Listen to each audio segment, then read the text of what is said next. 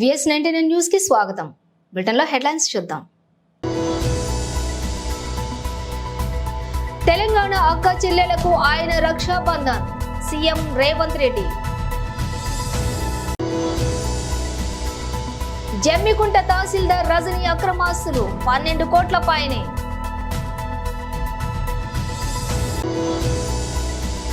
డెబ్బై ఏళ్లుగా ఇనుప ఊపిరితిత్తులతో జీవించిన పోలియో రోగి మృతి.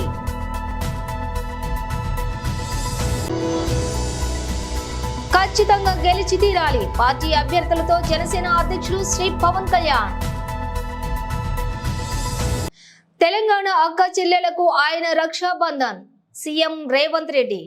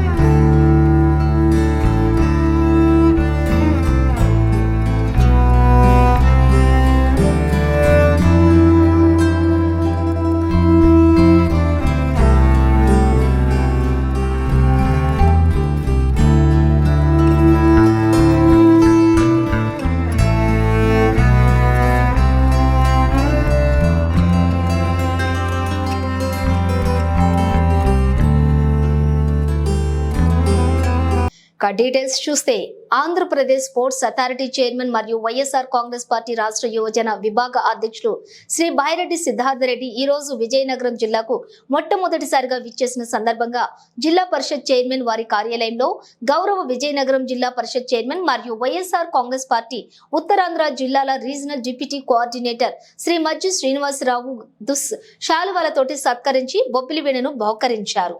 అనంతరం విజయనగరం జిల్లా వైఎస్ఆర్ కాంగ్రెస్ పార్టీ యువజన విభాగం ఆధ్వర్యంలో సిఎంఆర్ జంక్షన్ నుంచి కోట వరకు నిర్వహించిన మెగా యువజన ర్యాలీలో వైఎస్ఆర్ కాంగ్రెస్ పార్టీ రాష్ట్ర యువజన విభాగ అధ్యక్షులు శ్రీ బైరెడ్డి సిద్ధార్థ రెడ్డితో కలిసి విజయనగరం జిల్లా పార్టీ అధ్యక్షులు శ్రీ మజ్జు శ్రీనివాసరావు, స్థానిక శాసనసభ్యులు మరియు శాసనసభ ఉపసభాపతి శ్రీ కోలగట్ల వీరభద్రస్వామి, పార్లమెంటు సభ్యులు శ్రీ బెల్లాన చంద్రశేఖర్ పాల్గొన్నారు.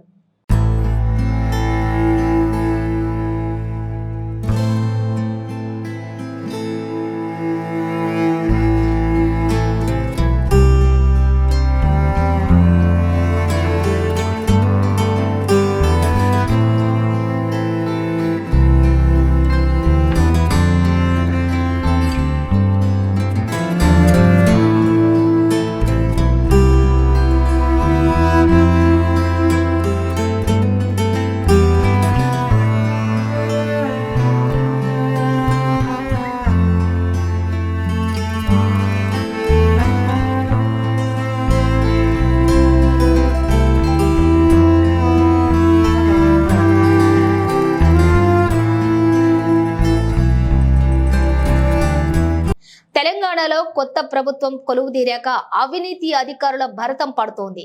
హెచ్ఎండిఏ మాజీ డైరెక్టర్ శివబాలకృష్ణ ఇంటిపై ఇటీవల దాడి చేసిన అవినీతి నిరోధక శాఖ 100 కోట్ల రూపాయల ఆస్తులను గుర్తించింది. తనిఖీల్లో ఆయన ఇంట్లో గుట్టల కొద్దీ కిలోల కొద్దీ వెండి, బంగారు ఆభరణాలు లభించాయి. తాజాగా నిన్న జమ్మికుంట తహసీల్దార్ రజనీ, ఆమె సన్నిహితుల ఇళ్లపై కూడా ఏసీబీ ఏకకాలంలో జరిపిన దాడుల్లో కళ్ళు చెదిరే ఆస్తులను గుర్తించారు. ఆమె అక్రమాస్తుల వివరాలను కూడా 3 కోట్లుగా గుర్తించారు.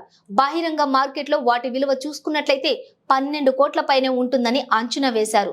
హనుమకొండలోని కేఎల్ఎన్ రెడ్డి కాలనీలో ఉంటున్నటువంటి రజని 7 నెలల క్రితం వరకు ధర్మసాగర్ తహసీల్దార్ గా పనిచేశారు. ఎన్నికల సమయంలో జమ్మికుంట బదిలీ అయ్యారు.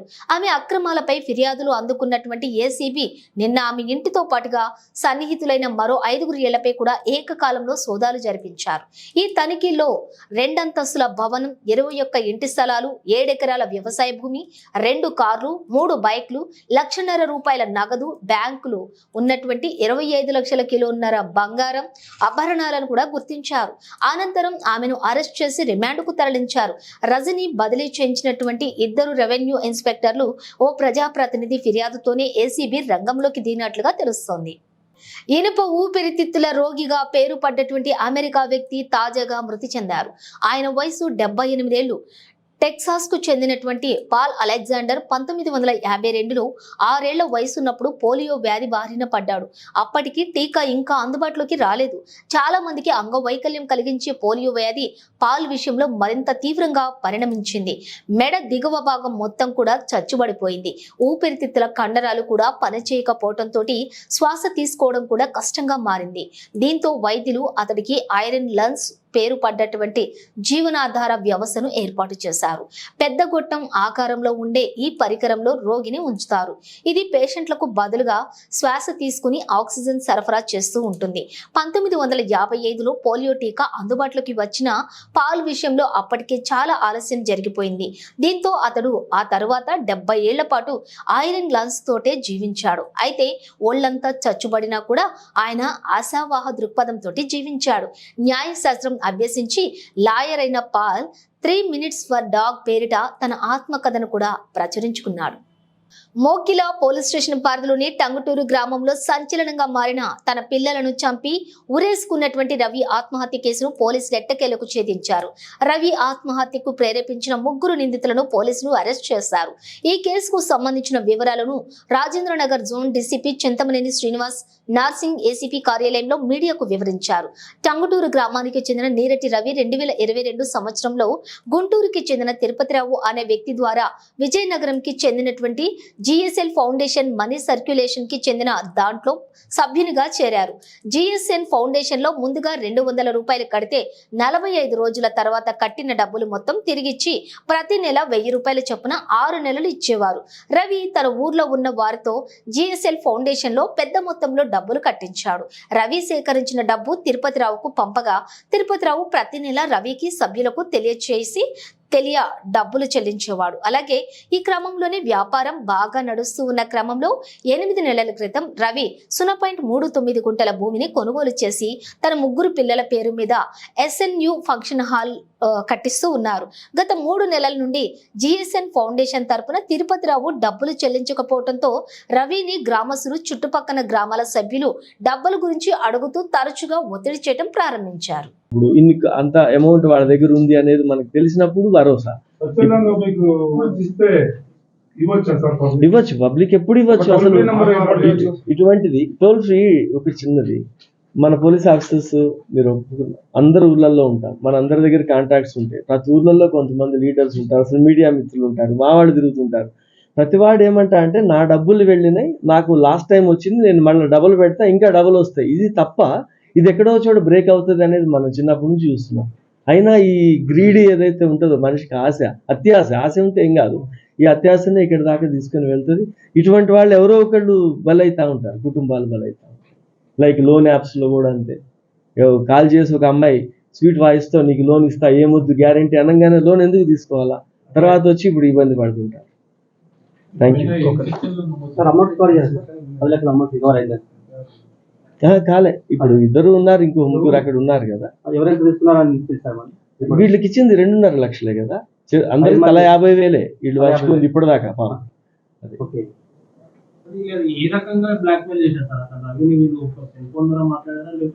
లేదు, వాళ్ళు ఆ రోజు ఒక మొత్తం మీద అడుగుతా ఉన్నారు, నెగోషియేషన్స్ అవుతున్నాయి. నెగోషియేషన్ అయినప్పుడు ఈ 5 ఎందుకు గ్రూప్ అయ్యారు అనేది కరెక్ట్ తెలియదు. ఇంకా 2 ఉన్నారు, ఇంకో 3 వీళ్ళందరూ క్లోజ్ అయి ఉండొచ్చు, నేను చెప్తాను. ఇప్పుడు ఈ న్యూస్ బయటకు వేస్తామన్నప్పుడు ఫస్ట్ ఒక గతంలో ఎప్పుడన్నా కనుక నేను ఇస్తానని ఒప్పుకోవటం కావచ్చు, లేకపోతే అతను నిజంగానే ఆ నీరటి రవి కూడా ఆర్థిక ఇబ్బందులతోనే తప్పని పరిస్థితిలో ఈ ఆత్మహత్య అయింది కదా. బట్ ప్రజల్లో ఇంపాక్ట్ ఏముంది, అతను భూమి కొన్నాడు, ఏం లేనాడు, తర్వాత ఒక షెడ్ వేస్తున్నాడు ఫంక్షన్ హాల్ లాగా, కాబట్టి డబ్బులు ఉన్నాయని వీళ్ళందరూ అనుకుంటారు. ఇది అడిగినప్పుడు అతను కూడా ఏమంటాడు, నా దగ్గర డబ్బులు లేవు, నేను కూడా మోసపోయాను. ఎవరు చెప్పరు. ఈ చీటింగ్ అయ్యే వాళ్ళందరూ సైకిల్ జరుగుతూ ఉంది, నా దగ్గర చాలా డబ్బులు ఉన్నాయనే ఇంప్రెషన్ ఇస్తేనే ఇన్వెస్ట్మెంట్లు వస్తాయి. వీళ్ళకి కూడా బహుశా ఇస్తానని ఉండొచ్చు. కానీ ఆ రోజు 19th రోజు మాత్రం జరిగింది ఏమంటే, వీళ్ళు 5 కలిసి ఒక కారులో ఇతని దగ్గరికి రావటం, తర్వాత వీళ్ళ కారులో, వీళ్ళ బావమర్ది వాళ్ళ దాంట్లో ఒక మోటార్ సైకిల్లో వీళ్ళందరూ కలిసి మన షాబాద్ రోడ్లోకి వెళ్ళి ఒక దగ్గర కూర్చోవటం, ఒక సెటిల్మెంట్ లాగా ఒక ఎలాబరేట్ డిస్కషన్స్ అయి 25 లక్షలు అడగటం, దాని మీద ఒక నెగోషియేషన్స్ లాస్ట్. ఖచ్చితంగా గెలిచి తీరాలి పార్టీ అభ్యర్థులతో జనసేన అధ్యక్షులు శ్రీ పవన్ కళ్యాణ్.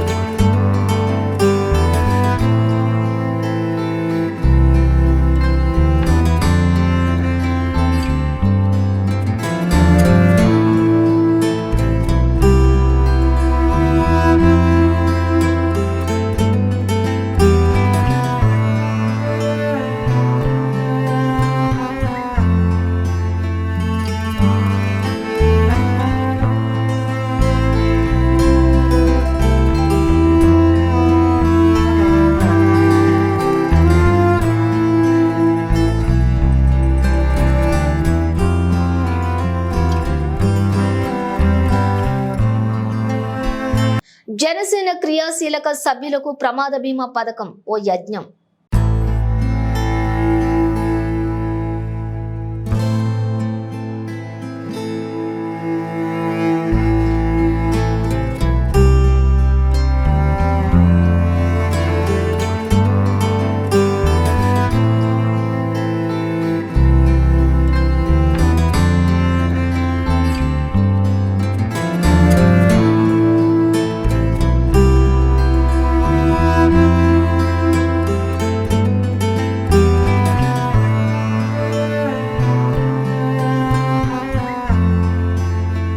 దాదాపు ఈ క్రియాశీలక సభ్యులైనటువంటి వారు ప్రమాదవశాత్తు మరణించిన వారికి దాదాపు 14,21 లక్షల రూపాయలు అందజేయడం జరిగింది.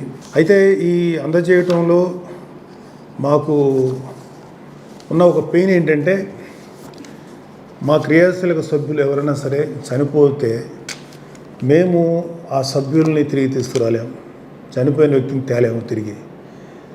కాకపోతే మా జనసేన క్రియాశీలక సభ్యులు ఎవరైనా సరే వాళ్ళకి ఇలాంటి అనుకోనటువంటి ఇలాంటి ప్రమాదం సంభవించి గాయపడినా, ఒకవేళ విధివశాత్తు చనిపోయినా వాళ్ళ కుటుంబాలకి జనసేన పార్టీ అండగా ఉండాలి అనేటువంటి ఒక గొప్ప ఆశయంతో మా ప్రెసిడెంట్ పవన్ కళ్యాణ్ గారు ఈ పథకాన్ని స్టార్ట్ చేశారు. ఒక రకంగా అలాగ చనిపోయిన వాళ్ళ కుటుంబాలకి మేము సపోర్ట్ ఇవ్వటం మాకు తృప్తినిచ్చిన, చనిపోయిన యొక్క వ్యక్తులు ఎవరైతే ఉన్నారో వాళ్ళ మరణం మాకు చాలా బాధ కలిగిస్తుంది. సో ఈరోజు చాలామంది చనిపోయినటువంటి క్రియాశీలక సభ్యుల కుటుంబాల వారు వచ్చారు. మీకు మీ ఆప్తులైనటువంటి చనిపోయిన వ్యక్తులను తీసుకురాలేకపోయినా జనసేన పార్టీ మీకు అండగా ఉండాలి అనేటువంటి ఒక మంచి ఉద్దేశంతో మన పవన్ కళ్యాణ్ గారు, మన ప్రెసిడెంట్ గారు మొదలుపెట్టారు. నాకు తెలిసినంత వరకు భారతదేశంలోనే కాదు, ప్రపంచంలో ఎక్కడ కూడా ఏ పొలిటికల్ పార్టీ వాళ్ళ దగ్గర ఉన్నటువంటి సభ్యులు, వాళ్ళ ఎవరైతే ఆ పర్టికులర్ పార్టీలో ఉంటే సభ్యులకి ఎవరు ఇటువంటి కార్యక్రమాన్ని పెట్టలేదు. ఇంతెందుకు ఒక ప్రభుత్వం జనసేన పార్టీ 11వ ఆవిర్భావం దినోత్సవం సందర్భంగా బయ్యనగూడెం గ్రామంలోని జనసేన నాయకులు, జన సైనికులలో సమక్షంలోని జనసేన పార్టీ జిల్లా ప్రధాన సంయుక్త కార్యదర్శి మద్దు తేజ విశ్వనాథ్ పార్టీ జెండా ఆవిష్కరణ చేశారు.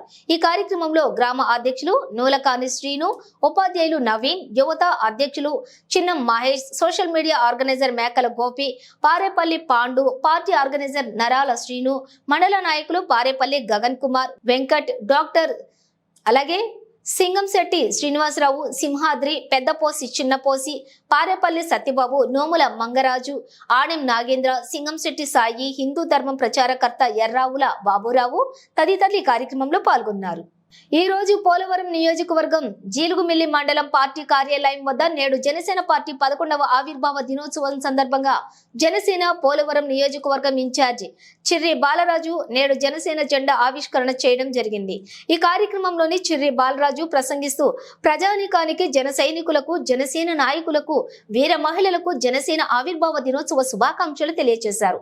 సర్వజన హితం, అలాగే సదా ప్రజాపక్షం, సమాజ స్థాపనకై పూరించినటువంటి సమర శంఖం, నవశకానికి మనదైన ముద్ర వేస్తూ సుపరిపాలనే ధ్యేయంగా ఆంధ్ర రాష్ట్ర అభివృద్ధి కొరకు ప్రజా శ్రేయస్సు కోసం జరగబోయే రేపటి ఎన్నికల తుది పోర్టులోని గెలుపు బాటకై రెట్టించిన ఉత్సాహంతో ముందుకు వెళదామని సూచించారు. ఈ కార్యక్రమంలోని జీలుగుమిల్లి మండలం అధ్యక్షులు పసుపులేటి రాము, మండల నాయకులు, కార్యకర్తలు, క్రియాశీల వాలంటీర్స్ తదితరులు పాల్గొన్నారు. జై జనసేన, జై జనసేన, జై జనసేన. ఈరోజు ముఖ్యంగా జనసేన పార్టీ ఆవిర్భావ దినోత్సవ 10 సంవత్సరాలు దిగ్విజయంగా పూర్తి చేసుకొని 11వ సంవత్సరానికి అడుగు పెడుతున్న సందర్భంగా జనసేన పార్టీ పోలవరం నియోజకవర్గం తరఫున జనసేన పార్టీకి శుభాకాంక్షలు తెలియజేస్తున్నాం. ఈరోజు ముఖ్యంగా జనసేన పార్టీ ఆవిర్భవించినప్పటి నుంచి కూడా అధ్యక్షులు పవన్ కళ్యాణ్ గారు ఈ 10 సంవత్సరాల్లో జనం కోసమే, అలాగే సమస్యల కోసమే ఈరోజు పోరాటాలు సాగించారు. అనునిత్యం ప్రజల ఆవేదన తెలుసుకుంటూ ప్రజల కోసం ఎన్నో సేవా కార్యక్రమాలు చేస్తున్నారు. అలాగే మన పోలవరం నియోజకవర్గంలో 2019 నుంచి 2024 వరకు మనం పార్టీని మరింత బలోపేతం చేయడానికి మన మండల నాయకత్వం, గ్రామ నాయకత్వం, నియోజకవర్గ నాయకత్వం నుంచి అనేక సేవా కార్యక్రమాలు చేశాం. అలాగే ఈరోజు చూసుకున్నట్లయితే మన జీలుగుమిల్లి మండల కేంద్రంలో రోడ్లు దుస్థితిని దృష్టిలో పెట్టుకొని ఆ రోజు కొన్ని లక్షల మందితో ఇక్కడ నిరసన కార్యక్రమం చేపట్టడం జరిగింది.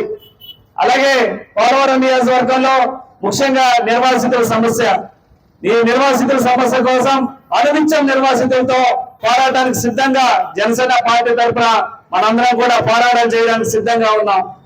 అలాగే మంచినీరు గురించి పోలవరం నియోజకవర్గంలో సత్యసాయిబాబు మంచినీరు ఆగిపోతే జనసేన పార్టీ రోడ్డెక్కి నిరసన గానం వినిపిస్తే ఈరోజు సత్యసాయిబాబు నీరు విడుదలై ప్రజలందరికీ కూడా ఈ నీటిని అందజేసే విధంగా ప్రభుత్వం చర్యలు తీసుకుంది. అలాగే ఈరోజు చూసుకున్నట్లయితే వైసీపీ ప్రభుత్వం ఏదైతే నిరుపేదలకు ఇల్లు ఇస్తారని ఈరోజు మాయ మాటలు చెప్పి మాట తప్పని మరో తిప్పనని ఈరోజు నిరుపేదల్ని రోడ్డు మీద పాడేస్తే వారికి నిరసనగా, వారికి మద్దతుగా మనందరం కూడా ఈరోజు ఆ రోజు మద్దతు ఇచ్చి వారికి అండగా నిలబడడం జరిగింది. ఇలాగ చూసుకుంటూ పోతే కరోనా సమయంలో ఎవరైతే బాధితులు ఉన్నారో, ఎవరైతే నిరుపేదలు ఉన్నారో వారందరికీ కూడా జనసేన పార్టీ తరఫున అనేక సేవా కార్యక్రమాలు, కూరగాయలు పంచడం కానీ, బియ్యం ఇవ్వడం కానీ, మనం చనిపోతామని తెలిసి కూడా ఇలాంటి సేవా కార్యక్రమాలు జనసేన పార్టీ తరఫున మనం చేయడం జరిగింది. అలాగే వరదల సమయంలో ముంపు మండలాలు ఏవైతే ఉన్నాయో, గుంకునూరు, వెల్లేరుపాడు, పోలవరం మండలాల్లో వారికి అనునిత్యం వారికి అందుబాటులో ఉంటూ వారికి అక్కడి నుంచి వారిని సురక్షిత ప్రాంతాలకు తరలించే ముఖ్య పాత్ర జనసేన పార్టీ పోషించింది. ఇలాగా ప్రతిదీ కూడా ఈ 5 సంవత్సరాల్లో, అలాగే 10 సంవత్సరాల్లో జనసేన పార్టీ పవన్ కళ్యాణ్ ఆదేశించినవి కాకుండా మనం అందరం కూడా మనకి ఏవైతే సహాయ సహకారాలు అందించాలో అన్ని కూడా మనం ప్రజలకు సహాయక సహకారాలు అందించాం. ఎక్కడ సమస్య ఉన్నా కూడా జనసేన పార్టీ మాట్లాడింది. ఎక్కడ ఏమున్నా కూడా జనసేన పార్టీ తోడుగా ఈ నిరుపేదలకి అండగా ఉంది. ఈ రోజు 10 సంవత్సరాలు పూర్తి చేసుకుని 11వ సంవత్సరం అడుగు పెట్టుకున్న సందర్భంగా రానున్న రోజుల్లో మనమందరం కూడా జనసేన పార్టీ, టీడీపీ పార్టీ ఉమ్మడి కార్యాచరణతో అధికారం చేపట్టడం ఖాయమని సభముఖంగా మీ అందరికీ తెలియజేస్తున్నాను. మనందరం కూడా జనసేన పార్టీ పోలవరం నియోజకవర్గంలో రానున్న రోజుల్లో విజయ కేంద్రం ఎదిరించి పోలవరం ప్రాజెక్టుపై మన శిలాఫలకంతో రానున్న రోజుల్లో దాన్ని ఓపెన్ చేయడానికి మనందరం కూడా సిద్ధంగా ఉండాలి. అలాగే మీ అందరికి కూడా ఒక శుభవార్త తెలియపరచాలనుకుంటున్నాను. ఈ రానున్న రోజుల్లో జనసేన పార్టీ తరఫున మనకి అభ్యర్థిత్వం జనసేన పార్టీ ఇవ్వడం జరిగింది.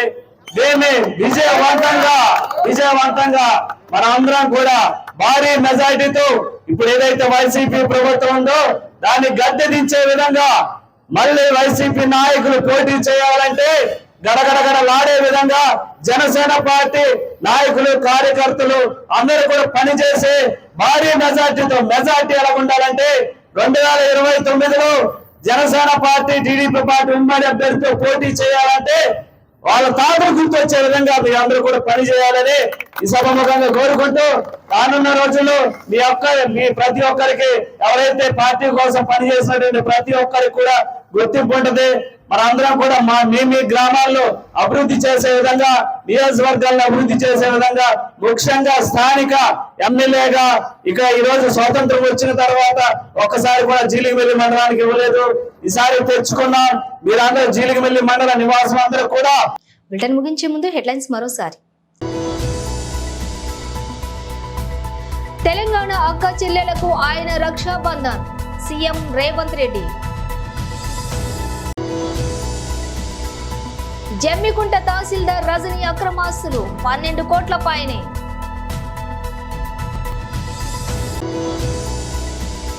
డెబ్బై ఏళ్లుగా ఇనుప ఊపిరితిత్తులతో జీవించిన పోలియో రోగి మృతి.